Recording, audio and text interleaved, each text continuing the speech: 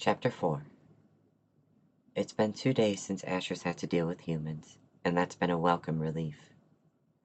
He sits in the kitchen, watching the oven in front of him. He can hear the sound of sand trickling through the hourglass on top of the counter, but he doesn't look at it. He'll know it's done when the sound stops. The scent of fresh baked cake fills the area around him, only serving to make him hungrier. Slowly, he lifts his arm to his parted jaws and sets it inside. His jaws move like molasses as he gradually sinks his teeth into his own flesh.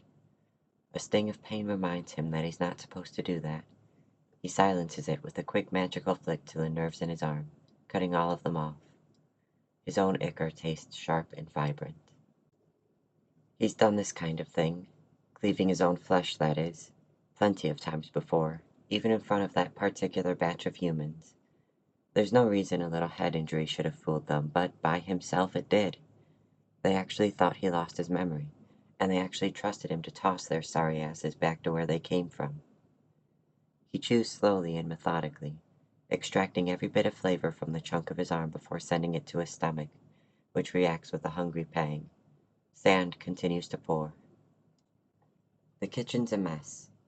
Ashur doesn't need to look to know that he's left all of his supplies out, from the mixing bowls and baking trays to the dashes of flour across the counter and the stained cutting boards, dripping with juices of fruit that didn't even make it into the recipe before Ashur had devoured it. But it doesn't matter. There's no one to judge him for his hunger anymore. He takes another bite, feeling his teeth scuff against the bone in his arm. This has been all of today and yesterday. Yesterday he had cooked a few new types of pizza that he had been aching to try, and today it's all been cakes and other sweets. Tomorrow, he thinks, maybe he'll go to some other world and try some new restaurants, have someone else cook for him for once.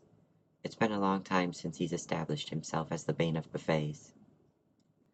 A flash of magic catches his attention. There's a new present on a knot. He quickly heals his arm, flesh growing over the missing pieces.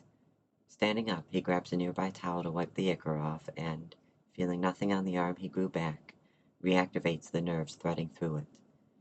After tossing the towel on top of one of the nearby piles, he heads over to the balcony connected to the kitchen, his mind whirling with possibilities. Was this something he had planned and then forgotten about? Was it somebody forcing their way in?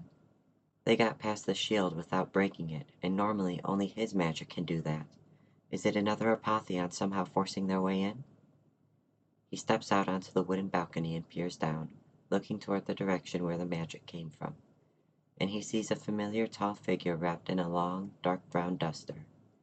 Oh, right. He gave Darius his portal rune. Well, he didn't think the little bastard would actually come back. Sighing, he darts back inside and through the winding depths of his tree, heading down to the root system where his exits are. Climbing out of one of the basements and into the small field surrounding his tree before it turns to his orchards, he stands up and approaches Darius. 2 days, he says with a wry chuckle. You couldn't even stay away from me for 2 days. He grins as he trots toward the haggard-looking figure. Darius is always looking like he has something to complain about, but now, looking at him from behind, Ashur can see how much pain he's in, can see the dirt caked on him, matting his hair. He can sense Darius's nerves firing off pain and panic and a whole cocktail of desperate human emotions. Darius turns around, shooting Ashur a glare with those deep brown eyes, and glancing Darius's body up and down makes Ashur stop in his tracks. The noose around his neck is new. The two of them lock eyes for a few moments. Ashur's gaze follows the rope as it trails down Darius's body and along the ground, ending in a tight knot around a snapped branch. Darius wrenches the noose from his neck, struggling to loosen it and pull it over his head before whipping it at the ground. Ashur steps back, looking down at the branch. He just hopes it doesn't have one of those messed up earth blights. He gingerly traces a path around Darius and picks up the branch, letting fire spring from his hand to set it ablaze. You're so... Darius pants, latent rage in his tone, but words seem to fail him as his glazed-over eyes wander from Ashur's position. I didn't do this, Ashur scoffs, taking the branch in his other hand and cracking it in half. Both pieces soon crumble to nothing but embers, and he drops them in the dew-soaked grass at his feet. I can get a lot more creative than just hanging you. You sent me back, Darius says lowly. You never told me you'd get hanged, Ashur says with a shrug. In fact, you never really told me anything about where you came from. Darius shakes his head, then does a double take at Ashur. Right, he says. You have your memory. Ashur sighs. I never lost it, he says. Darius blinks. Dirty liar, he growls under his breath, and Ashur feels a sting course through him. I am not, he snaps, looking Darius in the eyes. You lied to us. You said you lost your memory. Did I say it? Ashur asks. Or did you and the others just assume it? Darius opens his mouth to speak, but nothing comes out. Ashur watches the memories pass Darius by as the human clearly tries to come up with some example where Ashur had been blatantly lying. Eventually, he settles on the best he can come up with. You never denied it, he whines. You just let us think that you lost your memory, which is a form of lying. Is it, though? Ashur asks coyly. He strides to the discarded noose and reaches down to lift it with one finger, feeling its rough, frayed edges as he toys with it. All I did was walk around with a wound on my head asking people who they were. If that counted as lying, then I guess you also lied to me about your criminal past, walking around acting like you were innocent. I'm not a criminal, Darius says with a force that makes Ashur flinch back. He's never heard Darius's voice so loud. It's not a crime if nobody would bring him to justice. Ashur likes this feeling. Finally, after months of messing with this guy just to have him shut himself up in his house for years afterward, he's got him right where he wants him. Ah, he says, a crime of passion. He swears he can feel the heat radiating from Darius's body. I'm not a criminal, Darius repeats, taking a step toward Ashur, then very quickly backing off as he remembers who he's talking to. You would do the same thing in my shoes. Ashur, in turn, closes the distance between them. And what would that be? He asks, fiddling with the rope in his hands, stretching up on his toes until the tips of their noses are almost touching. Darius hesitates, glancing away from Ashur, as if there's someone else who could intervene. Finally, he sighs through his nose and closes his eyes.